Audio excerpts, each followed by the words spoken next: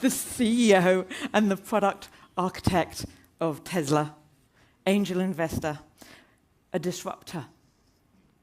He's also a man who's had some very interesting things to say on the theme of this conference, on trust. He's described himself as being obsessed with truth. He believes in sunlight being the great disinfectant. Elon Musk, please do join me.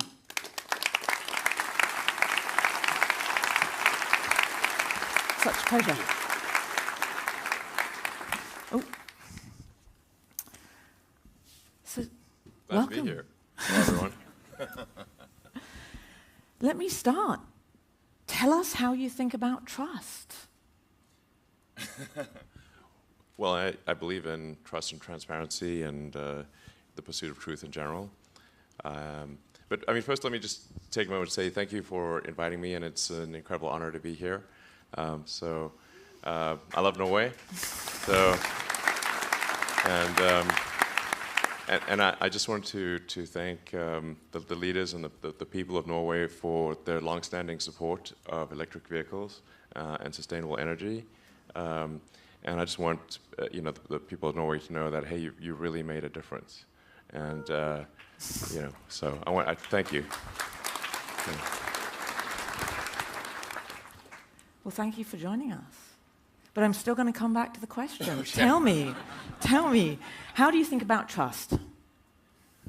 Well, I think there's, that's really quite a philosophical question. It is. And one could wax on at length about that. I guess, we're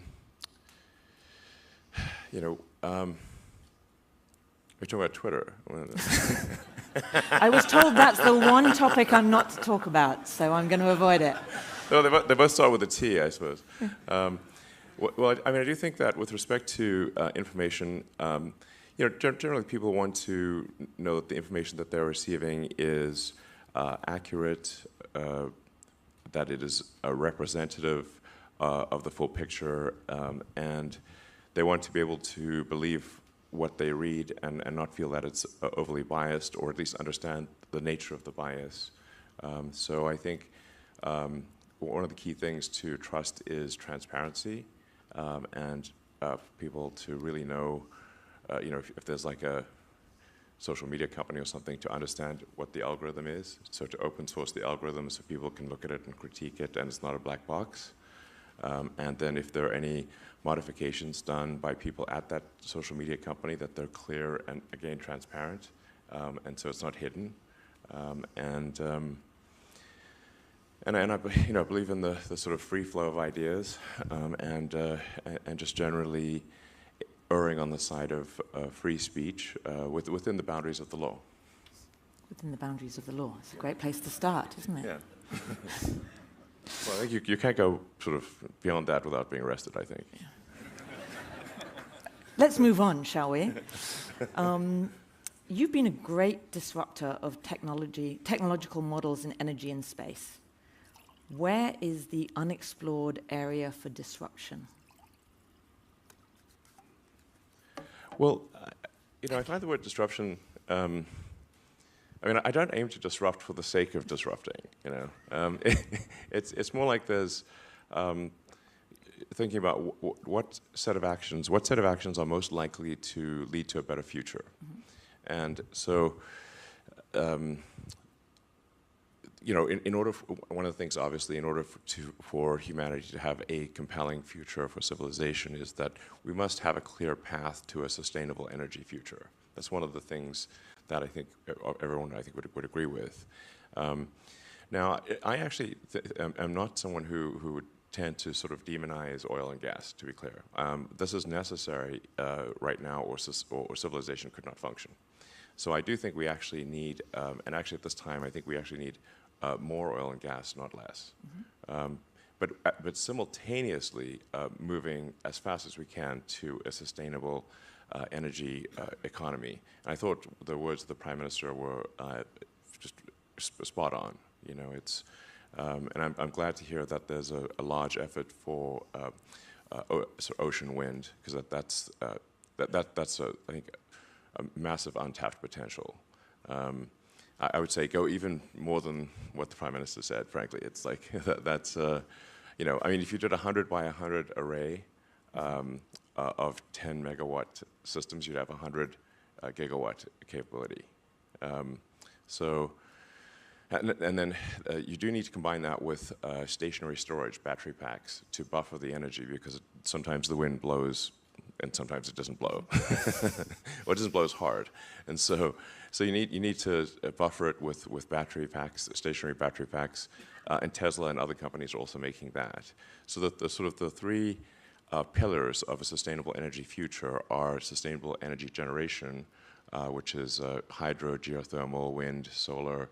I'm also pro-nuclear. I mean, I think we should really keep going with the nuclear plants. I know this may be an unpopular view in some quarters, but I think if you have a well-designed nuclear power plant, you should not shut it down, especially right now.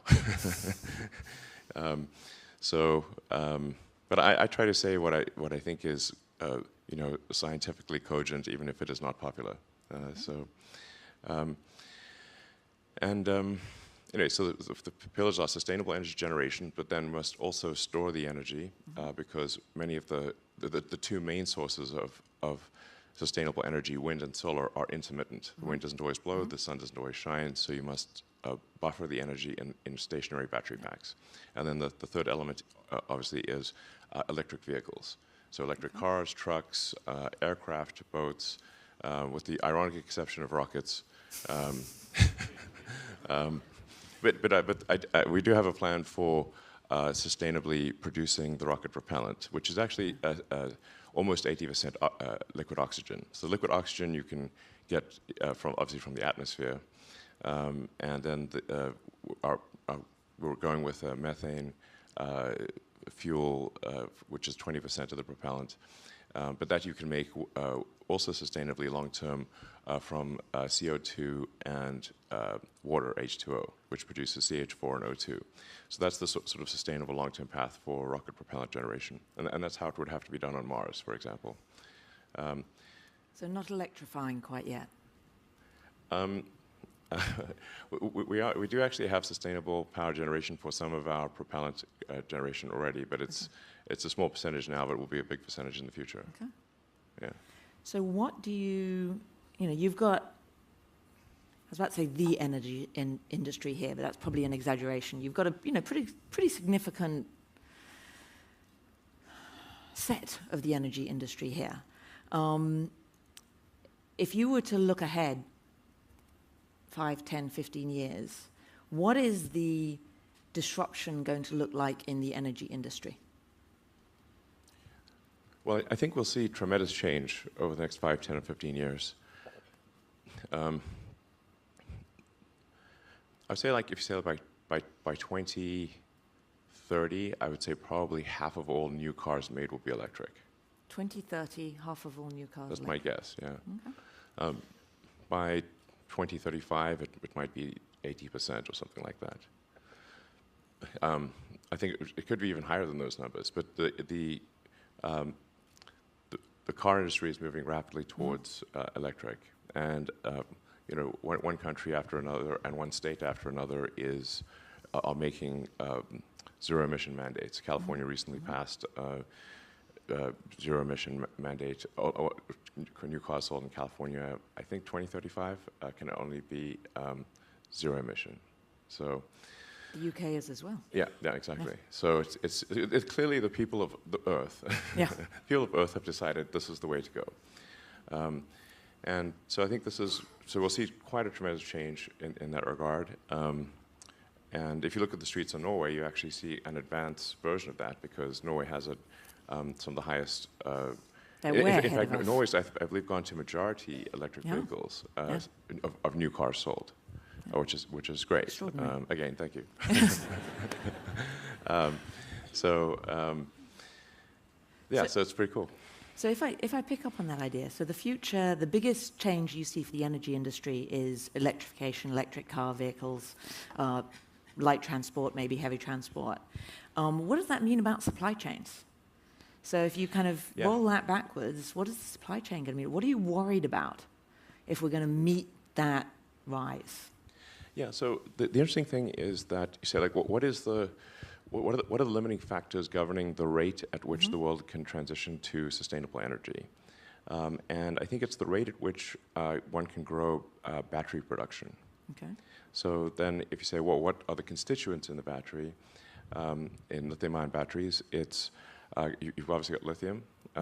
You've got a cathode, which is the main cathode materials are going to be a metal, and that's nickel, manganese, and iron.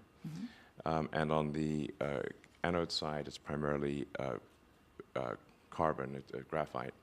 So in a sense, you're sequestering a little bit of carbon in the battery. And with some silicon added for energy density on the anode side. And then there's the electrolyte and whatnot. So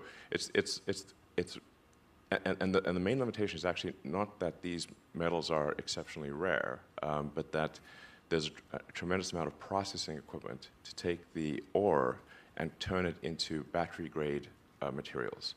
Because the battery-grade anode and cathode have to be extremely pure in order for the battery to last for a long time. And so it's sort of processing of those elements.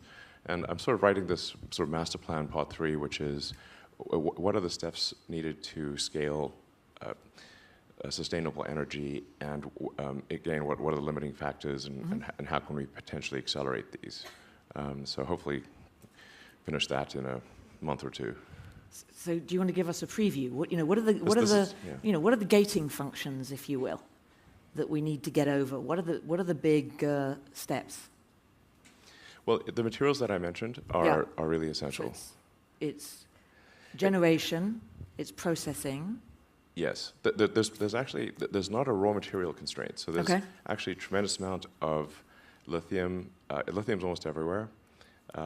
It's one of the most common elements on Earth. So is iron, and so is carbon. And then on the iron, you usually combine phosphorus, so it's iron phosphate. So that'll probably be the biggest chemistry that's used. So it's not so much the raw materials as it is converting the raw materials into the highly purified form that can be used in batteries. And so that's a tremendous amount of processing needs to happen for that.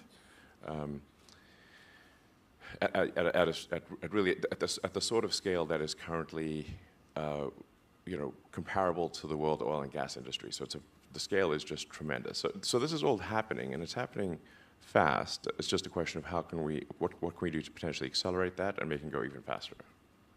So it's all happening. It's just a question of when. And are you going to give us the answer to that?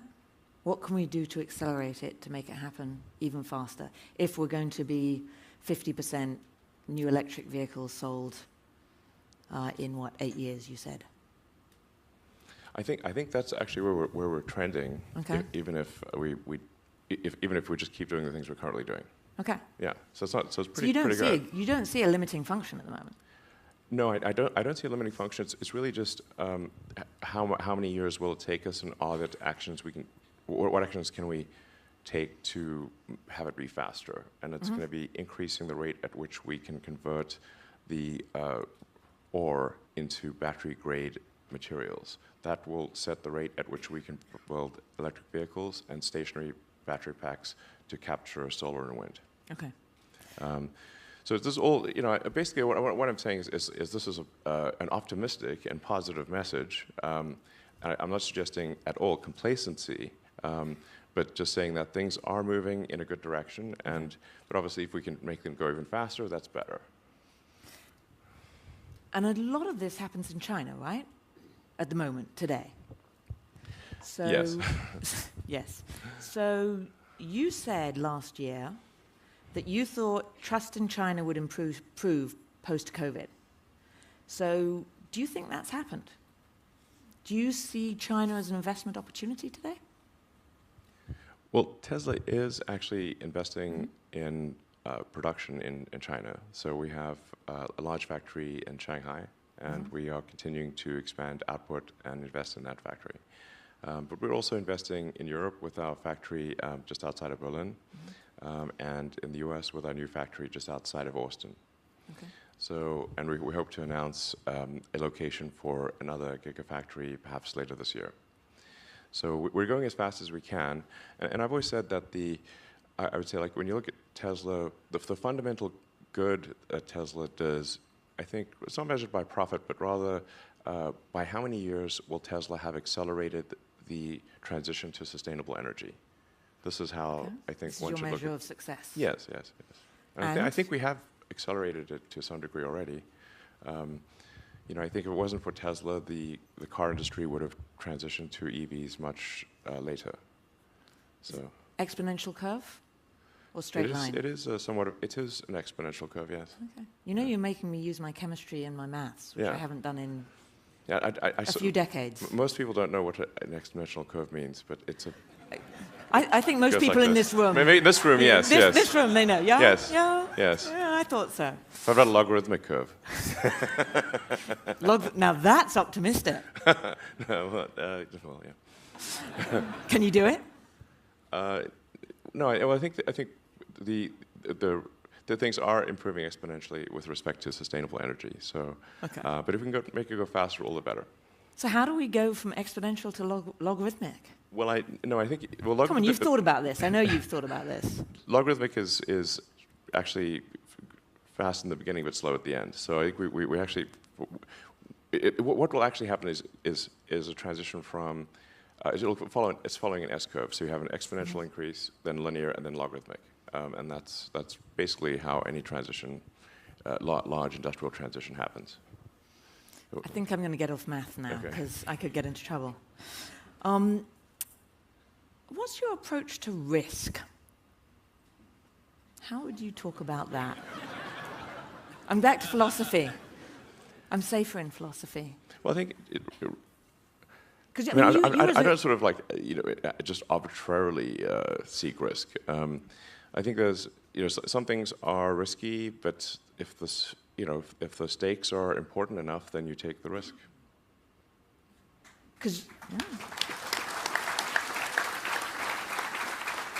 And today the stakes are important enough?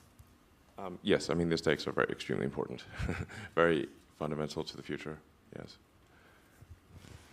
Because I'm guessing, I don't know everybody in this room, but my guess is that you take significantly more risk than possibly anybody in this room, but certainly more than 95% of the people in this room. What allows you to take those risks? Are you faster? Are you smarter? Do you think differently? What do you do differently that allows you to do something that most people here, smart as they are, can't do? Well, I think there's probably a lot of people in this room that do take a lot of risks, but... I can take the risk. I probably can win. Well, we've got a volunteer, but before you... I want to hear what Elon has to say about how he takes risks. No, I literally just try to use a scientific method, frankly, and consider the what is the importance of the outcome, and what is one risking in order to achieve that outcome. And but like I said, if the outcome is important enough, even if the probability of success is low, one must, I think, still do it. In my view,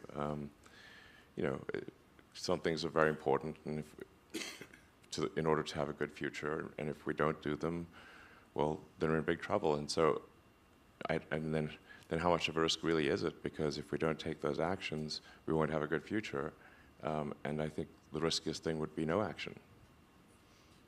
So it's almost as though it's really not a risk, it's not a choice at all. Not really, no. Okay. I think it's wonderful that you can change the world, because you really can change the world, and you have. You have the ability to do what, in many cases, not even governments can do. I mean, as I was doing a little bit of research for this panel, one of the data points that I saw is you were able to turn on, if you will, the internet in Ukraine in just 4 hours. What kind of responsibility do you feel as a corporate leader you have when you have that kind of power? How do you think about that? Well, I think it was a bit longer than 4 days, but it was about 4 hours, about 4 days, I think. But we did have some guess that maybe there would be something happening in Ukraine, and so we did pre-position some Starlink terminals there just in case. So that was helpful for the initial part of the invasion, and then we accelerated delivery of a lot of terminals within a few days of the invasion taking place. And the Ukrainian government tells me it's been very helpful. So Yeah.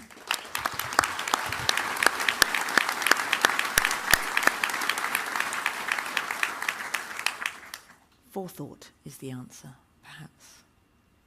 I mean, forethought and just moving quickly, decisively. Yeah, so I do hope some peace can be achieved in Ukraine and Russia.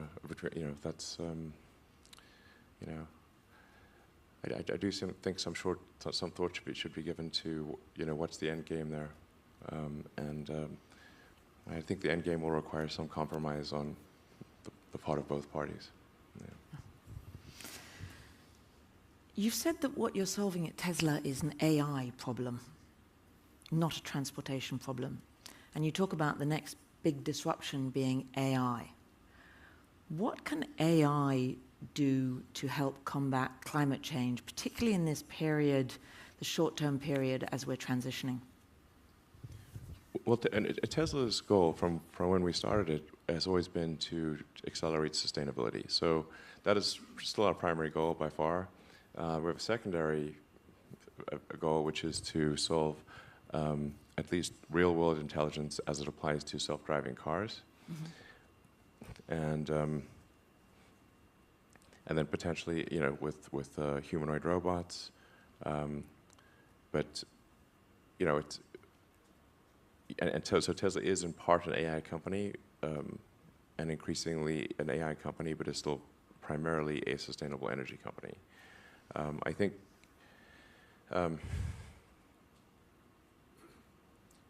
AI, what will AI do? I don't think we need AI to solve sustainability.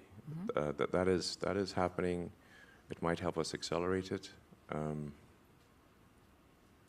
But I think we should also be cautious about AI and just make sure that as we develop AI, that it is, you know, it doesn't get out of control, and that the AI helps make the future better for humanity.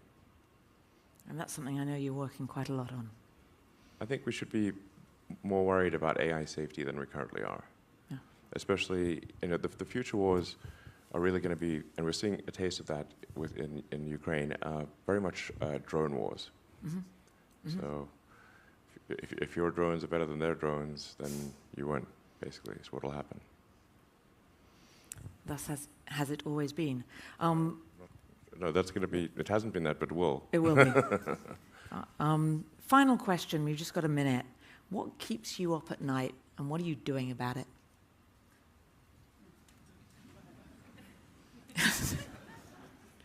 Or do you sleep soundly every night? Well, there's the two main technical. I mean, I'm fundamentally a technologist. It's like kind of important, or engineer too. So, you know, sometimes people call me like a businessman. I guess I have to do business. You have to have a group of people because I can't just do this in a garage by myself. But I'm fundamentally an engineer or technologist, and so the two technologies I'm focused on trying to ideally get done before the end of the year are getting our Starship to orbit, which I think is important for expanding consciousness beyond Earth and life beyond Earth.